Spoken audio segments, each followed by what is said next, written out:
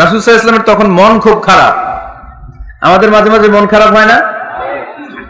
আপনাদের মন খারাপ হয় কেন?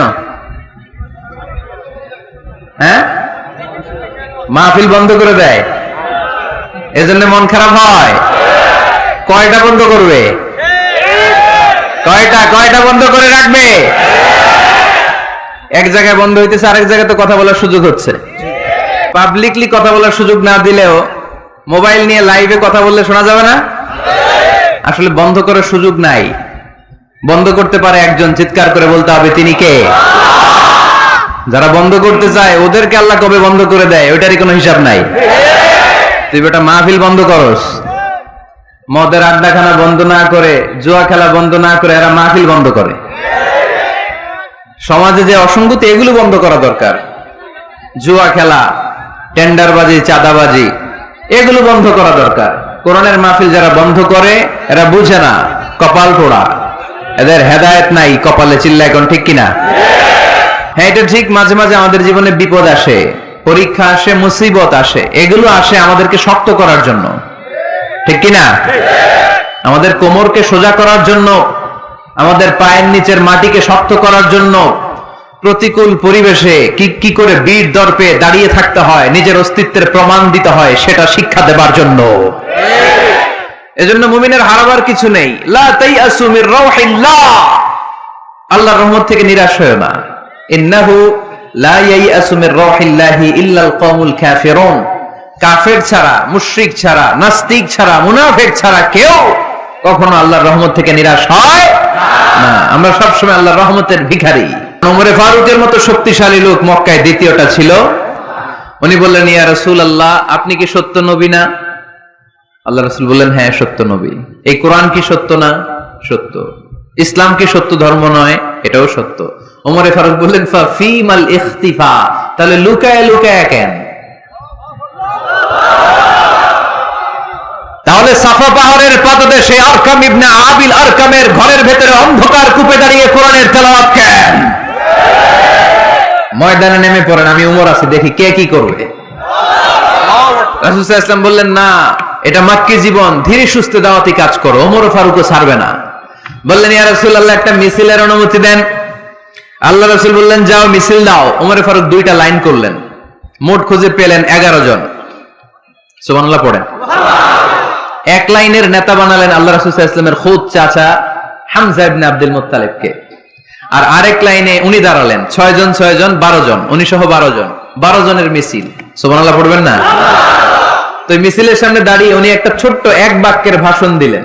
উনি বললেন, মান আরাদা আন তাসকুলা উম্মু ইয়াতামা ওয়ালাদু তারমিলা যাওজাতুহু ফালিয়াসুদ্দানি। এই মক্কার নেতা খেতারা, কে আছো? কে চাও মায়ের বুককে খালি করতে? কে চাও সন্তানগুলোরে ইয়াতীম বানাতে? কে চাও তোমার স্ত্রীকে বিধবা বানাতে? সামনে আসো, পারলে আমি ওমরে ঠেকাও। ওমরে ফারুক দাঁড়ালেন, দাঁড়িয়ে তাকবীর শুরু করলেন, আল্লাহু আকবার, আল্লাহু আকবার, আল্লাহু আকবার। এক একটা স্লোগানে মক্কার মরুজমিন সেদিন থারথার করে কেঁপেছে। ইতিহাস সাক্ষী, আবু জাহেল, উতবা, শাইবা এই আল্লাহু আকবার স্লোগান আর শুনে নাই। হঠাৎ ভাবলো, ঘটনা কি? কার এত সাহস আমার নির্বাচনী এলাকায় আল্লাহু আকবার নামে স্লোগান দেয়? নেমে আসলো, ঘর থেকে বাইরে আইসা দেখে মিছিলের সামনে কে? ওমর রে দেখে দিছে একদম। রাত্রি যত গভীর হয়, অন্ধকার তমানিসা ভেদ করে সুবহে সাদেক হয়। গর্ভবতী নারীর যেদিন পেটের ব্যথাটা বেশি বাড়তে থাকে, বোঝা যাচ্ছে নতুন মেহমান আগমনের সময় কাছে এসেছে। জোরে কোন ঠিক কিনা? তেমনি মুমিনের জীবনে দুঃখ, কষ্ট, বিপদ যদি আসে, বুঝতে হবে সুদিন, ভালো দিন, কল্যাণের দিন সামনে অপেক্ষা করছে। চিল্লায় বলেন ঠিক কিনা? তাই হাল ছাড়া যাবে না, নিরাশ হওয়া যাবে না। ভরসা রাখবো সবাই কার উপরে? জোরে বলতে হবে কার উপর? মনে থাকবে সবার? সকল ক্ষমতার উৎসকে কেউ যেটা পারে না পারে কে? কেউ যেটা দেখে না দেখে কে? কেউ যেটা দেয় না দেয় কে? সে আল্লাহ তাআলার জন্য আমরা সবাই পড়ব কালিমাতুশ শুকর, আলহামদুলিল্লাহ, আলহামদুলিল্লাহ। সবাই পড়েন রব্বানা লাকাল হামদ ربنا لك الحمد হামদান কাসীরান حمدا كثيرا তাইয়িবান طيبا মুবারাকান ফীহি مباركا فيه ইয়া রাব্বি يا ربي লাকাল হামদু لك الحمد কামা ইয়ানবাগি كما ينبغي লিজালালি ওয়াজহিকা لجلال وجهك ওয়া আযীমি সুলতানিকা وعظيم سلطانك লাকাল হামদু বিল ঈমান لك الحمد بالإيمان লাকাল হামদু বিল ইসলাম لك الحمد بالإسلام লাকাল হামদু বিল কুরআন। لك الحمد بالقرآن আমরা প্রশংসা করলাম কার? সব সময় প্রশংসা করব কার? আল্লাহর প্রশংসা করলে লাভ না লস? আল্লাহর প্রশংসা করতে আপনাদের ভালো লাগে? যারা আল্লাহর প্রশংসা বেশি বেশি করে আল্লাহ তাআলা তাদের উপর নেয়ামতের বাড়িধারা আরো বাড়িয়ে দেয়। আর যারা শুধু অভিযোগ করে আল্লাহর কাছে তাদেরকে আল্লাহ পছন্দ করে। আমাদের অনেক অভিযোগ, এইটা নাই ওইটা নাই, আল্লাহ তুমি এইটা দিলা না ওইটা দিলা না, এটা আমি পাইলাম না, এরকম কমপ্লেইন আছে না নাই? এক বছরে কয়দিন না খেয়ে থেকেছেন আপনারা? সারা বছরে অসুস্থ ছিলেন কয়দিন? সারা বছরই সুস্থ ছিলাম, ঠিক কিনা? পুরো বছরই আমাদেরকে রিজিক দিয়ে ধন্য করেছে কে? এত সুখে থাকার পরেও ভূতে কিলায়, ঠিক কিনা? আমরা কমপ্লেইন করি আল্লাহ এইটা নাই ওইটা নাই, এইটা চাই ওইটা চাই, এইটা লাগবে ওইটা লাগবে। এই জন্য রাসূল সাল্লাল্লাহু আলাইহি ওয়াসাল্লাম বলেছেন উনজুর ইলা মান হুয়া আসফালা মিনকা, তোমার চেয়ে যে নিম্নগামী অবস্থানে আছে তার দিকে তাকায় দেখো যে তুমি কত সুখী। তোমার চেয়ে উপরের দিকে যারা আছে তাদের দিকে তাকিও না, নিচের দিকে যারা আছে তাদের দিকে তাকাও। হাসপাতালের বার্ন ইউনিটে যান, আগুনে ঝলসে গিয়েছে যে সমস্ত মানুষের দেহ, তাদেরকে ভর্তি করা হয় হাসপাতালের বার্ন ইউনিটে। ওখানে গেলে দেখবেন যে তারা কিভাবে চিৎকার করে, সারা দেহটা ঝলসে গিয়েছে, জ্বলে পুড়ে ছারখার। রক্তের মধ্যে একটা উপাদান আছে প্লাজমা, এটা ঠান্ডা করে ভিতরে ঢুকাইতে হয়। চিৎকার আর চিৎকার। হাসপাতালে ভর্তি ক্যান্সার রোগীকে দেখে আসেন, আমার তো এটা লাগবে ওইটা চাই ওইটা চাই। একজন ক্যান্সার রোগী, ওরা জিজ্ঞেস করেন ভাই তুমি কি চাও? কয় কিচ্ছু চাই না, আমি খালি বাঁচতে চাই। আমি অনেক কিছু চাই, কিন্তু ক্যান্সারে আক্রান্ত রোগী কি চায়? একটা চাওয়া, তার এইটা ওইটা, বাড়ি ঘর ধন সম্পত্তি কিচ্ছু লাগবে না, সে শুধু কি চায়? বাঁচতে চায়। এজন্য বেঁচে যে আছি এজন্যই পড়তে হবে আলহামদুলিল্লাহ।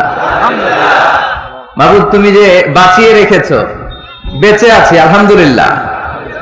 এজন্য সবসময় আলহামদুলিল্লাহ পড়তে রাজি আছেন তো? কারণ হিউম্যান ডিমান্ডস আর আনলিমিটেড, মানুষের চাহিদার কোনো শেষ নাই। আছে নারী আছে বাড়ি চাই, বাড়ি আছে গাড়ি চাই, এটা আছে ওটা চাই, ওটা আছে সেটা চাই। আল্লাহ রাসূল সাল্লাল্লাহু আলাইহি ওয়াসাল্লাম বললেন ওয়ালাইয়ামলা আফাহু ইল্লা তুরাব, কবরের মাটি তোর মুখে ঢোকার আগ পর্যন্ত তোর এই চাই চাই স্বভাব কোনোদিন থামবে না। লাউ আন্না লিকুল্লি ইবনি আদম ওয়াদিয়ান মিন যাহাব আহাব্বা আন ইয়াকুনা লাহু ওয়াদিয়ান। আল্লাহ রাসূল সাল্লাল্লাহু আলাইহি ওয়াসাল্লাম বললেন বনি আদমের প্রত্যেককে যদি একটা করে জান্নাতের স্বর্ণের পাহাড়ের মালিকও বানিয়ে দেয়া হয়। স্বর্ণের পাহাড় দেখছেন আপনারা? আমিও দেখি নাই। তো এই স্বর্ণের পাহাড় প্রত্যেককে যদি একটা করে আল্লাহ মালিক বানিয়ে দেয়, তারপরেও আমরা প্রত্যেকে আরেকটা পাহাড়ের মালিক হওয়ার জন্য ট্রাই করব। স্বভাব। আসলে সমস্যাটা কি? স্বভাব। বুঝে শুনে উত্তর করেন তো, একটা স্বর্ণের পাহাড়ের মালিক যদি আমি হই, শুধু আমি না আমার 14 পুরুষ এটারে বিক্রি করে খেয়েও কি শেষ করতে পারবো? তাইলে আরেকটা স্বর্ণের পাহাড় লাগবে কেন আমার?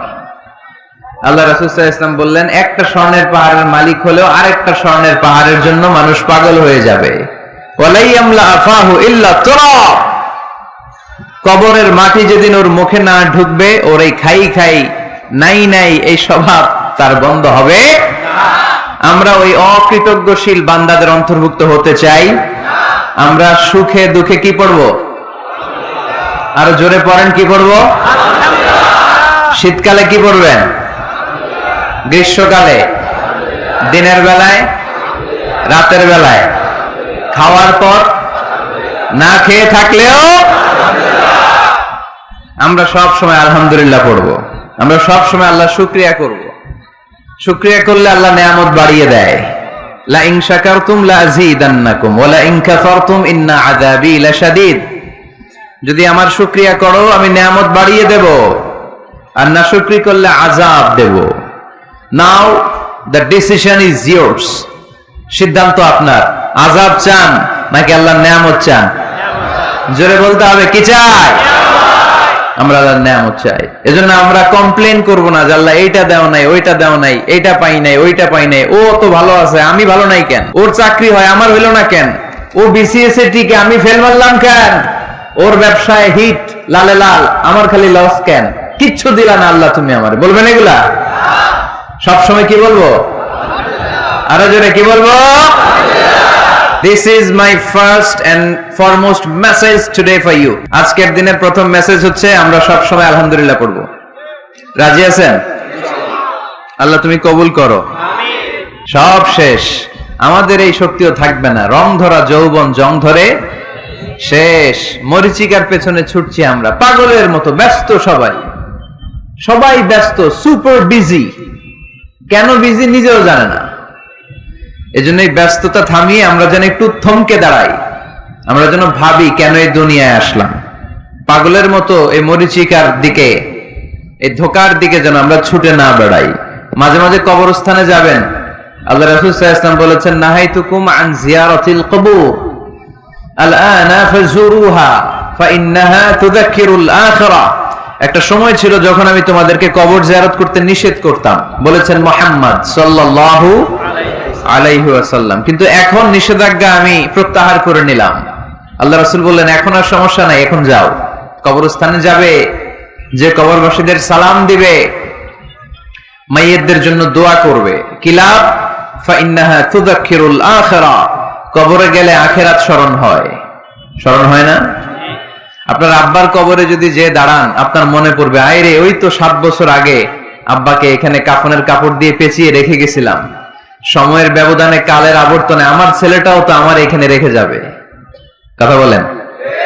It's a reminder, it's a live reminder for every human being in the world. এটা আমাদের জন্য একটা জ্বলন্ত প্রমাণ, জ্বলন্ত রিমাইন্ডার। ওয়াযাক্কির ফাইন্না যিকরা তানফাউল মুমিনিন। আল্লাহ রাসূল সাল্লাল্লাহু আলাইহি ওয়াসাল্লামকে আল্লাহ বলেছেন, নবী, মুমিনদেরকে আপনি রিমাইন্ডার দেন, কারণ রিমাইন্ডার মুমিনদের অনেক কাজে দেয়। এই মাহফিলগুলো একটা রিমাইন্ডার, ঠিক কি না?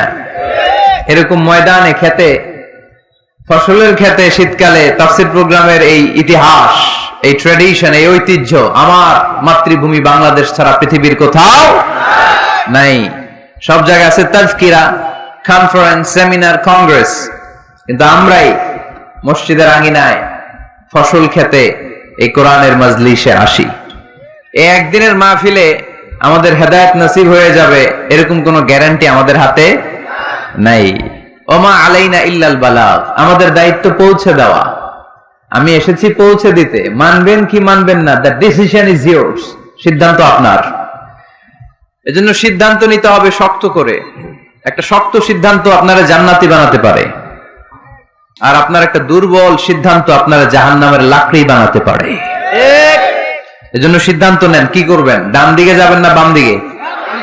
কোন দিকে যাব আমরা? আল্লাহ তুমি তৌফিক দান করো। তো আজকের প্রোগ্রামে এসে আপনারা খুশি না বেজার? আপনারা সবাই ভালো আছেন তো? সবাই ভালো? আমিও ভালো আছি আলহামদুলিল্লাহ। আলোচনার মুখ্য উদ্দেশ্য হওয়া উচিত যে আমরা কিছু শিখে যেতে এসেছি, তাই না? জীবনটা যেন পরিবর্তন হয়। মাহফিল তো এখন ঘরে বসেও শোনা যায়। ইউটিউব আছে না নাই? এই যে মিডিয়াম্যান, এরা পৌঁছে দিবে আমাদের কথা ইউটিউবে। অনেকে আছে এখানে ধাক্কাধাক্কি করে প্যান্ডেলে আইসা শুনবেন আওয়াজ। এরা ঘরে বসে বসে এয়ারকন ছেড়ে দিয়ে কফির কাপে চুমুক দিবে আর ওয়াজ শুনবে, তাই না? এখন এটা সহজ হয়ে গেছে। এই ইউটিউবটারও জন্য আমরা ভালো কাজে লাগাই। এটাও এমন এক চিজ, এখানে ভালো কিছু লেখলে ওরা ভালো জিনিস এনে দেয়, আবার খারাপ জিনিস এনে দিলে খারাপ জিনিস এনে দেয়। আপনি যদি লেখেন মিজানুর রহমান আজহারি, চলে আসবে তার ওয়াজ। আবার যদি লিখে দেন ক্যাটরিনা কায়েফ, হ্যাঁ, লিখে যদি দেন বিপিএল এর দুম্মা চলে দুম, আসবে আসবে আসবে। So the decision is years. সিদ্ধান্ত আপনার। কি লিখবেন ইউটিউবে, কি সার্চ দিবেন, বুঝে শুনে। তো আজকে আমরা যা শুনবো আমাদের হেদায়েতের উদ্দেশ্যে শুনবো, আমাদের লাইফটারে চেঞ্জ করার জন্য শুনবো। This Quran is a life changer. এই কোরআন মানুষের লাইফ চেঞ্জ করে। It's a problem solving methodology. এটা প্রবলেমের সলিউশন করে দেয়, সমাধান। কিন্তু সমাধান আমাদেরকে নিতে হবে। আমরা এই সমাধান নেওয়ার জন্য প্রস্তুত তো? ইনশাআল্লাহ। আমি আপনাদের খেদমতে আমার খুতবার শুরুতে সূরাতুদ দুহা তেলাওয়াত করেছি। সূরা দুহা মুখস্থ আছে কার কার দেখি? ওয়াদ-দুহা ওয়াল-লাইলি ইযা সাজা। মাশাআল্লাহ, হাত নামান। যাদের মুখস্থ নাই তারা মুখস্থ করে ফেলবেন, কারণ এটা একটা মোটিভেশনাল সূরা। কোরআনে পরপর দুইটা সূরা মোটিভেশনাল, পরপর 93 94। 93 নাম্বার সূরার নাম সূরাতুদ দুহা, সূরাটার নাম। 94 নাম্বার সূরার নাম সূরাতু আল ইনশিরাহ। তাহলে আজকে আমরা সূরাতুদ দুহা থেকে শুনবো। সূরাটার নাম হচ্ছে সূরাতু আদ-দুহা। সবাই বলেন তো সূরার নাম কি? মাশাআল্লাহ। এটা কোরআনের 93 নাম্বার সূরা। কত নাম্বার? এই সূরায় আয়াত আছে 11টি। কয়টি? এই সূরাটি মাক্কি সূরা। কি সূরা? এবার প্রশ্ন করে উত্তর দেন। সূরাটার নাম? সূরাটার নাম মাক্কি সূরা। সূরার নাম? আচ্ছা, আদ-দুহা। কত নাম্বার সূরা? সবাই বলেন না কত নাম্বার? মাশাআল্লাহ। আয়াত কয়টা? সূরাটা মাদানী সূরা। কি সূরা? মাশাআল্লাহ, এই তো শিখতেছেন আপনারা। মানে মক্কায় অবতীর্ণ হয়েছে। এটা মোটিভেশনাল সূরা। রাসূল সাল্লাল্লাহু আলাইহি ওয়াসাল্লামের তখন মন খুব খারাপ। আমাদের মাঝে মাঝে মন খারাপ হয় না? আপনাদের মন খারাপ হয় কেন? হ্যাঁ, মাহফিল বন্ধ করে দেয়, এজন্য মন খারাপ হয়। কয়টা বন্ধ করবে? কয়টা বন্ধ করে রাখবে? এক জায়গায় বন্ধ হইতেছে, আরেক জায়গায় তো কথা বলার সুযোগ হচ্ছে। পাবলিকলি কথা বলার সুযোগ না দিলেও মোবাইল নিয়ে লাইভে কথা বললে শোনা যাবে না? আসলে বন্ধ করার সুযোগ নাই। বন্ধ করতে পারে একজন, চিৎকার করে বলতে হবে তিনি কে। যারা বন্ধ করতে চায় ওদেরকে আল্লাহ কবে বন্ধ করে দেয় ওইটারই কোনো হিসাব নাই। তুই বেটা মাহফিল বন্ধ করস, মদের আড্ডাখানা বন্ধ না করে, জুয়া খেলা বন্ধ না করে এরা মাহফিল বন্ধ করে। সমাজে যে অসঙ্গতি এগুলো বন্ধ করা দরকার। জুয়া খেলা, টেন্ডারবাজি, চাঁদাবাজি এগুলো বন্ধ করা দরকার। কোরআনের মাহফিল যারা বন্ধ করে এরা বুঝে না, কপাল পোড়া, এদের হেদায়েত নাই কপালে। চিল্লা এখন ঠিক কিনা? আমরা এদের হেদায়েতের জন্য দোয়া করি। তো এক ভাইয়ের মন খারাপ হয়, মাহফিল বন্ধ হয়, এই জন্য। আপনাদের কি জন্য মন খারাপ? হ্যাঁ, গার্লফ্রেন্ড রাগ করছে এজন্য? ছেলে একই সমস্যা? আচ্ছা, তো নানা কারণে আমাদের মন খারাপ হয়। আল্লাহ রাসূল সাল্লাল্লাহু আলাইহি ওয়াসাল্লামের মন খারাপ। আমাদের মন খারাপ হলে আমাদের বন্ধুরা আমাদের মন ভালো করে। আল্লাহ রাসূল সাল্লাল্লাহু আলাইহি ওয়াসাল্লামের বন্ধু কে? আল্লাহ রাসূল সাল্লাল্লাহু আলাইহি ওয়াসাল্লামের যখন মন খারাপ হতো স্বয়ং আল্লাহ তাআলা আল্লাহ রাসূলের মন ভালো করে দিত। সুবহানাল্লাহ। আসতে পড়েন সুবহানাল্লাহ। বললে লাভ আছে না? একবার সুবহানাল্লাহ বললে আকাশের জমিনের মাঝখানের যত গ্যাপ, ফাঁকা জায়গা, এই পুরো ফাঁকা জায়গাটাতে সওয়াব দিয়ে পরিপূর্ণ করে আল্লাহ আপনার আমলনামায় ঢুকিয়ে দেয়। যে এখন আওয়াজ করে কয় সুবহানাল্লাহ। সওয়াবের কথা শুনছে? সওয়াব আছে যেখানে, আমরা আছি সূরাতুদ দুহা, মোটিভেশনাল সূরা। আল্লাহ রাসূল সাল্লাল্লাহু আলাইহি ওয়াসাল্লামের বড্ড মন খারাপ। রাসূল সাল্লাল্লাহু আলাইহি ওয়াসাল্লামের মন খারাপ, আল্লাহ সহ্য হচ্ছে না। তাই রাসূল সাল্লাল্লাহু আলাইহি ওয়াসাল্লামের মন ভালো করে দেওয়ার জন্য আল্লাহ একটা সূরা নাযিল করলেন। সূরাটার নাম সূরাতু আদ-দুহা। এই সূরার কেন্দ্রীয় আলোচ্য বিষয় হচ্ছে মুমিন কখনো হতাশ হয় না, মুমিন কখনো নিরাশ হয় না, মুমিন কখনো হাল ছেড়ে দেয় না। মুমিন সব সময় ভরসা রাখে একজনের উপর, তিনি কে? আল্লাহ। আমরা কখনো হতাশ হই না, ঠিক কিনা? আমরা কখনো নিরাশ হই না, ঠিক কিনা? আমরা কখনো হাল ছেড়ে দেই না, আমরা ভরসা রাখি একজনের উপর, তিনি কে? আল্লাহ। Every time you feel like you cannot go on, you feel so lost that you are so alone. Don't despair and never lose hope, 'cause Allah is always by your side, inshallah. Inshallah. ইনশাআল্লাহ you'll find a way ইনশাআল্লাহ ইনশাআল্লাহ ইনশাআল্লাহ you'll find a way সুবহানাল্লাহ পড়েন। আমাদেরকে রাস্তা দেখায় কে? এজন্য আমরা হাল ছেড়ে দেই না, আমরা নিরাশ হই না, আমরা হতাশ হই না, আমরা ভরসা রাখি একজনের উপর, তিনি কে? হ্যাঁ, এটা ঠিক, মাঝে মাঝে আমাদের জীবনে বিপদ আসে, পরীক্ষা আসে, মুসিবত আসে, এগুলো আসে আমাদেরকে শক্ত করার জন্য, ঠিক কিনা? আমাদের কোমরকে সোজা করার জন্য, আমাদের পায়ের নিচের মাটিকে শক্ত করার জন্য, প্রতিকূল পরিবেশে কি করে বীর দর্পে দাঁড়িয়ে থাকতে হয়, নিজের অস্তিত্বের প্রমাণ দিতে হয়, সেটা শিক্ষা দেবার জন্য। এজন্য মুমিনের হারাবার কিছু নেই। লা তাইয়াসু মির রাউহিল্লাহ, আল্লাহর রহমত থেকে নিরাশ হয়ো না। ইন্নাহু লা ইয়াইয়াসু মির রাউহিল্লাহি ইল্লাল কওমুল কাফিরুন, কাফের ছাড়া, মুশরিক ছাড়া, নাস্তিক ছাড়া, মুনাফিক ছাড়া কেউ কখনো আল্লাহর রহমত থেকে নিরাশ হয় না। আমরা সব সময় আল্লাহর রহমতের ভিখারি, আমরা সব সময় আল্লাহর রহমতের প্রত্যাশী, আমরা সব পরিস্থিতিতে ভরসা রাখি একজনের উপর, তিনি কে? আল্লাহ। তাহলে এটা হচ্ছে সেন্ট্রাল থিম, যে আমরা হতাশ হব না। Never lose hope, never be frustrated, never be upset, কখনো মন খারাপ করা যাবে না, আমরা আল্লাহর উপর ভরসা রাখি। এটা হচ্ছে কেন্দ্রীয় আলোচ্য বিষয়। এই সূরাটা নাজিলের একটা ব্যাকগ্রাউন্ড আছে, যেহেতু এটা মাক্কি সূরা, আল্লাহ রাসূল সাল্লাল্লাহু আলাইহি ওয়াসাল্লামের কাছে কোরআনের আয়াতগুলো নাজিল হতে শুরু করলো, রাসূল সাল্লাল্লাহু আলাইহি ওয়াসাল্লাম কোরআনের আয়াতগুলো প্রচার করতে শুরু করলো। যাই নাজিল হয় রাসূল সাল্লাল্লাহু আলাইহি ওয়াসাল্লাম কি গোপন করে রাখতেন? বা যা নাজিল হয়েছে তার অর্ধেক শোনাইতেন, বাকিটা শোনাইতেন না? এরকম? ইয়া আইয়ুহার রাসূল বাল্লিগ মা উনজিলা ইলাইক, হে নবী, হে রাসূল, যাই নাজিল হয় আপনি ছড়িয়ে দেন। রাসূল সাল্লাল্লাহু আলাইহি ওয়াসাল্লাম ছড়ায় দিতেন।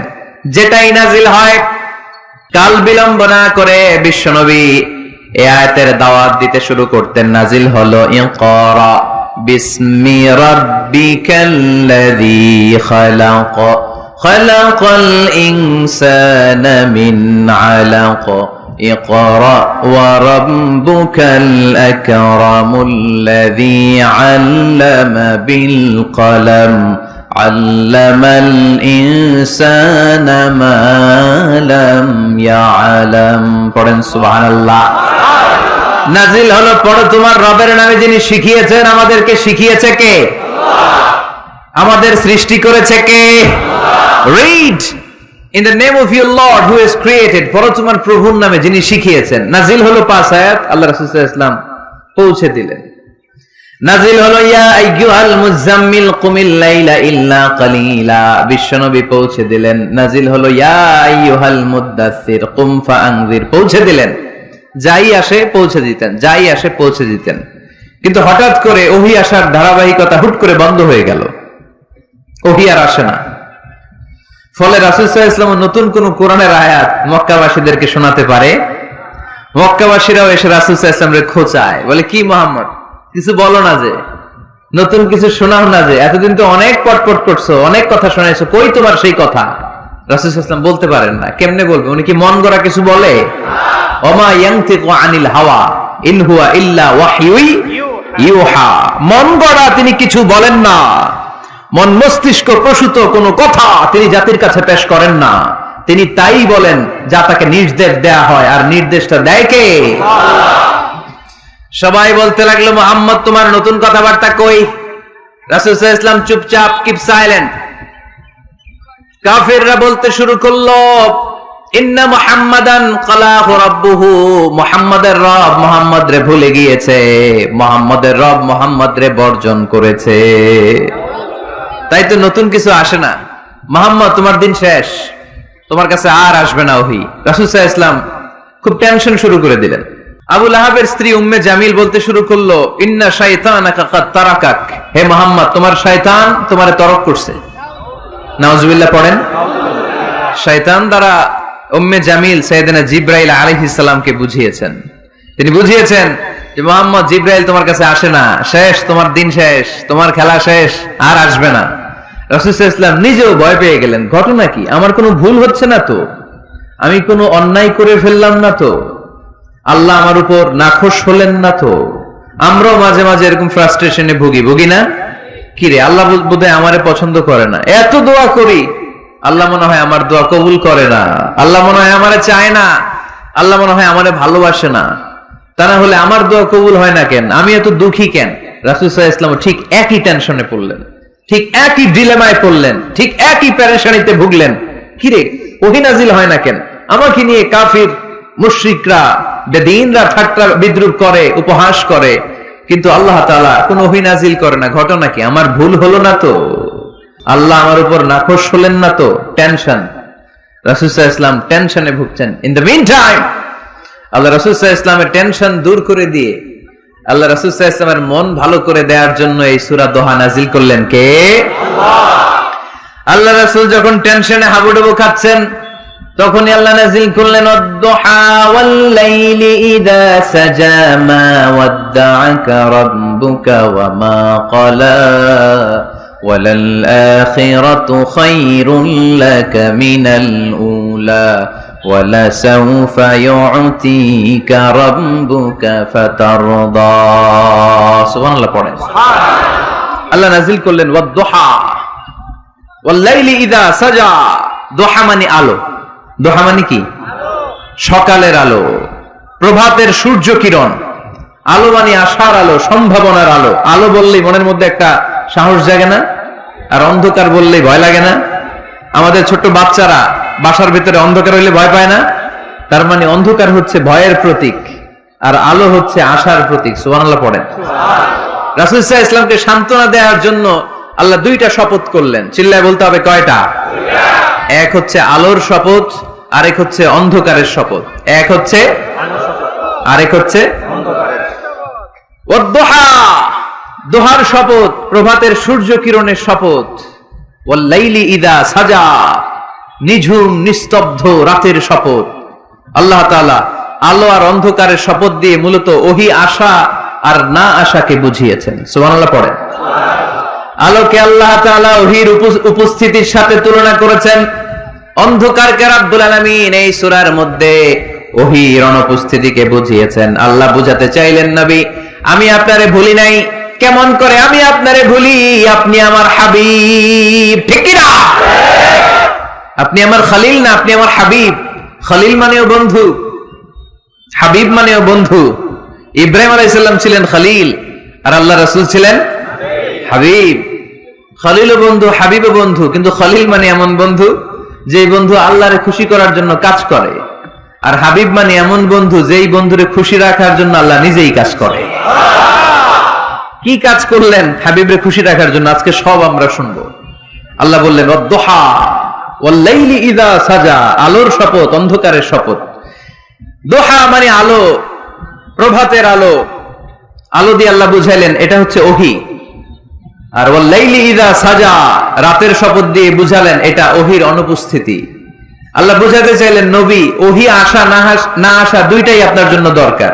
আমি আপনারে ভুলি নাই, আমি আপনারে বর্জন করি নাই, অসম্ভব। আমি আপনার উপর গোসা হই নাই, রাগ হই নাই। আমি ইচ্ছা করেই আপনার একটু বিশ্রামের সুযোগ দেওয়ার জন্য ইচ্ছা করে ওহী পাঠানো বন্ধ রেখেছি। কারণ ওহী রিসিভ করা সাধারণ কোনো বিষয় না।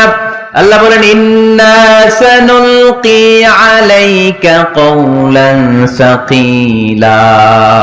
ও নবী এটা একটা ভারী বাণী, এটা শক্তিশালী বাণী, এটা একটা পাওয়ারফুল মেসেজ। এটা যেন তেন কোনো বাণী নয়, কোরআনের বাণীটা কার? সব সময় যদি নবী আমি ওহী পাঠাই আপনার কষ্ট হয়ে যাবে। আমরা সপ্তাহে সরকারি চাকরি যারা করেন 7 দিনে কাজ করেন কয়দিন? হ্যাঁ 5 দিন। ছুটি কয়দিন? তো পুরা সপ্তাহ 7 দিনে যদি কাজ থাকতো করতে পারতেন? কথা বলেন। আবার 7 দিনে যদি ছুটি থাকতো ভাল লাগতো?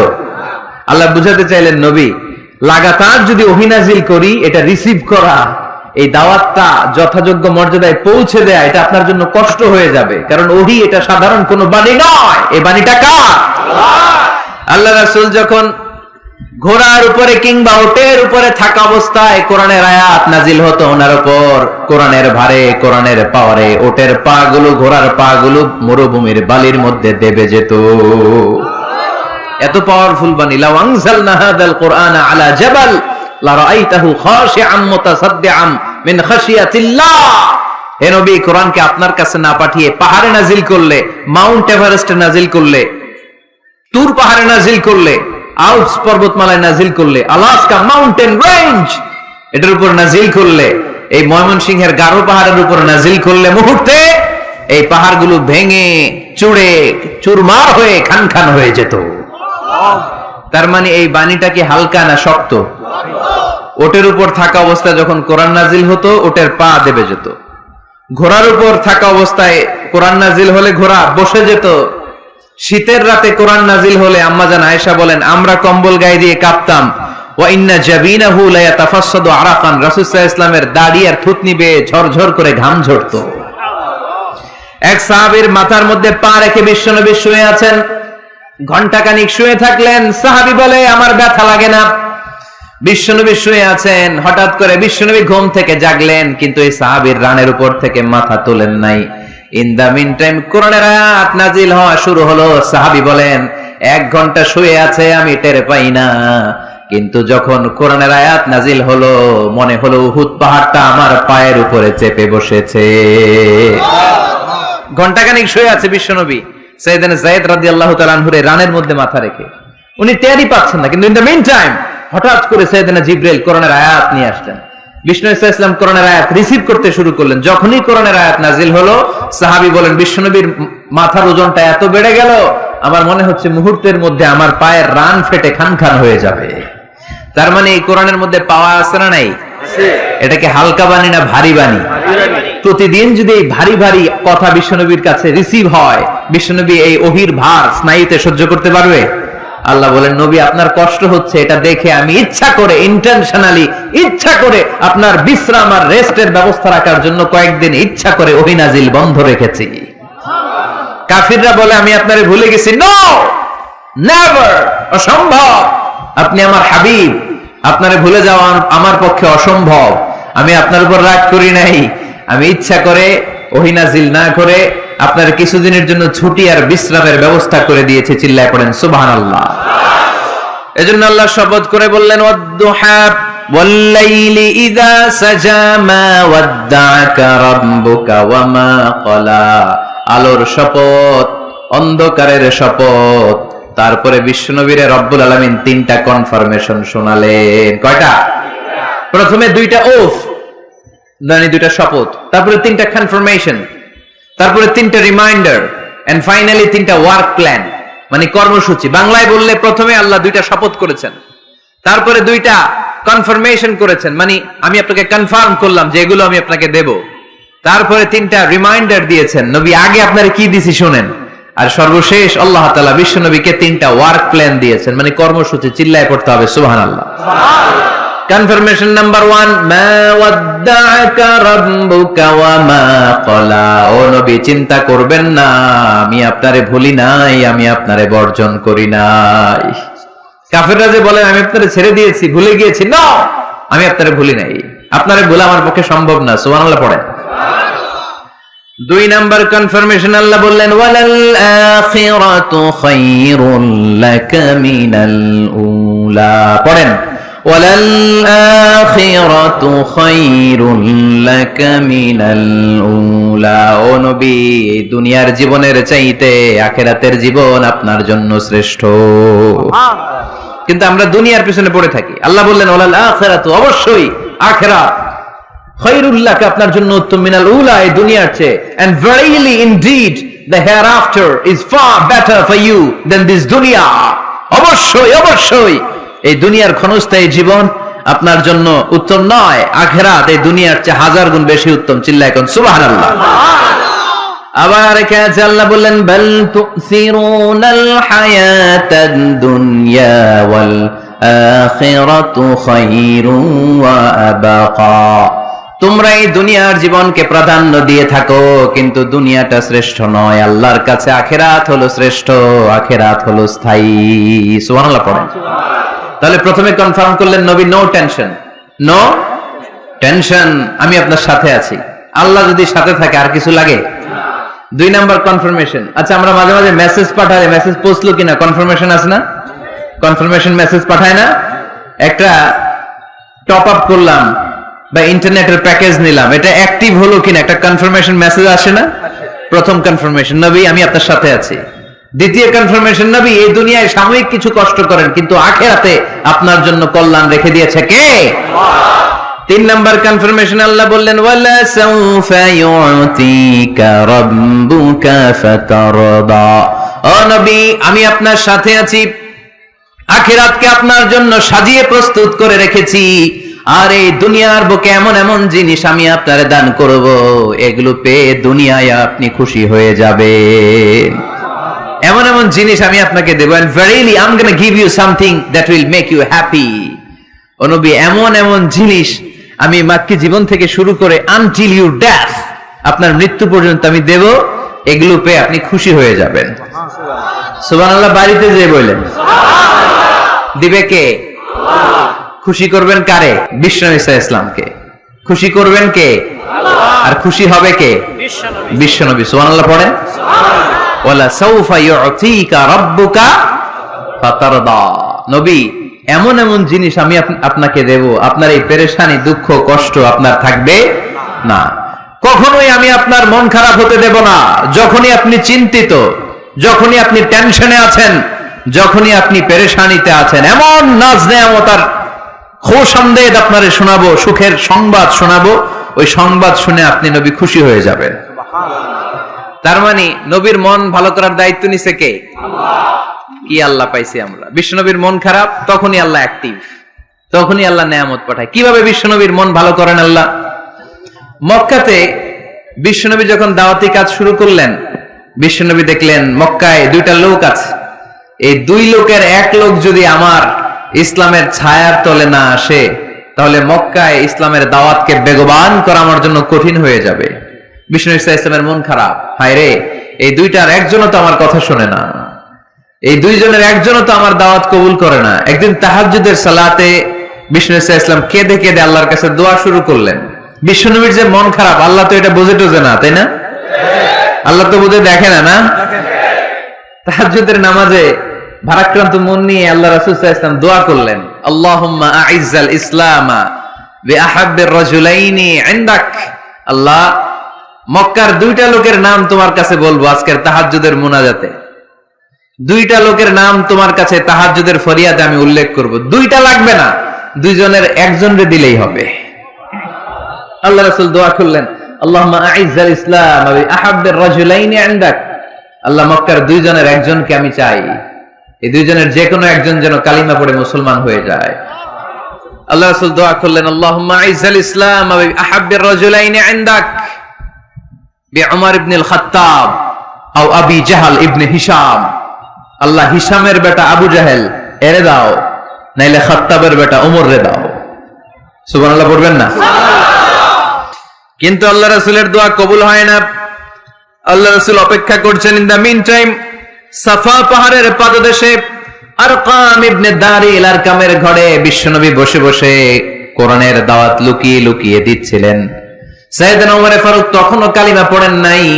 তিনি বিশাল একটা নাঙ্গা তলোয়ার নিয়ে বিশ্বনবীকে আক্রমণ করার জন্য যখন দারুল আরকামের ঘরের দিকে ছুটে আসছেন, সাহাবারা বলতে শুরু করলো, নবী আপনি ওই দরজা দিয়ে তাড়াতাড়ি মুহূর্তেই পালিয়ে যান, ওমরে ফারুক তলোয়ার নিয়ে আপনার সামনে চলে এলে রক্ষা নাই। আল্লাহ রাসূল বললেন, তোমরা সরব, দরজাটা খুলে দাও, ওমরকে আমার সামনে তাড়াতাড়ি চলে আসতে দাও। আমার মনে হচ্ছে ওই যে তাহাজ্জুদের জায়নামাজে বসে চোখের পানি ছেড়ে আল্লাহর কাছে যে ওই দিন রাতে দোয়া করেছি, আজকে আমার দোয়াটা কবুল হতে চলেছে। আমার তো মনে হচ্ছে আমার দোয়াটা কবুল হতে চলেছে, সরে যাও। হামজা ইবনে আব্দুল মুত্তালিব চাচারে সরাই দিলেন। সাইয়েদনা ওমরে ফারুক তলোয়ার নিয়ে এসে বিশ্বনবীর নূরানি চেহারার দিকে তাকিয়ে মুহূর্তেই কুপকাত হয়ে গেলেন। তলোয়ারটা বিশ্বনবীর সামনে রেখে দিয়ে বললেন, আশহাদু আল্লা ইলাহা ইল্লাল্লাহ ওয়া আশহাদু আন্না মুহাম্মাদান আবদুহু ওয়া রাসূলুহু। আমি সাক্ষ্য দিলাম আল্লাহ ছাড়া কোনো ইলাহ নাই, আপনি মুহাম্মদ আল্লাহর রাসূল। বিশ্বনবীর মন খুশি হয়ে গেল। ওয়ালা সাউফা ইউতিকা রাব্বুকা ফাতারদা। নবী হে, অচিরে এমন এমন জিনিস আমি আপনারে দেব, আপনি পাবেন আর খুশি হবেন, পাবেন আর খুশি হবেন। আপনার মন খারাপ, আমি আল্লাহ নিজ দায়িত্বে মন ভালো করে দেব। পড়েন সুবহানাল্লাহ। সাইয়েদনা উমরে ফারুক মুসলমান হয়ে গেলেন। এবার আবু জাহেল, উতবা, শাইবা, ওয়ালিদ ইবনে মুগিরা এদের টনক নড়ে উঠলো, কারণ উমরে ফারুকের মতো শক্তিশালী লোক মক্কায় দ্বিতীয়টা ছিল। উনি বললেন, ইয়া রাসূলুল্লাহ, আপনি কি সত্য নবী না? আল্লাহ রাসূল বললেন, হ্যাঁ সত্য নবী। এই কোরআন কি সত্য না? সত্য। ইসলাম কি সত্য ধর্ম নয়? এটাও সত্য। ওমরে ফারুক বললেন, ফাফিমাল ইখতিফা, তাহলে লুকায় লুকায় কেন? তাহলে সাফা পাহাড়ের পাদদেশে আরকাম ইবনে আবিল আরকামের ঘরের ভেতরে অন্ধকার কূপে দাঁড়িয়ে কোরআনের তেলাওয়াত কেন? ময়দানে নেমে পড়েন, আমি উমর আছি, দেখি কে কি করবে। রাসূল সাল্লাল্লাহু আলাইহি ওয়াসাল্লাম বললেন, না, এটা মাক্কি জীবন, ধীরে সুস্থে দাওয়াতি কাজ করো, ওমর ফারুকও ছাড়বে না। বললেন, ইয়া রাসূলুল্লাহ, একটা মিছিলের অনুমতি দেন। আল্লাহ রাসূল বললেন, যাও মিছিল দাও। ওমর ফারুক দুইটা লাইন করলেন, মোট খুঁজে পেলেন 11 জন।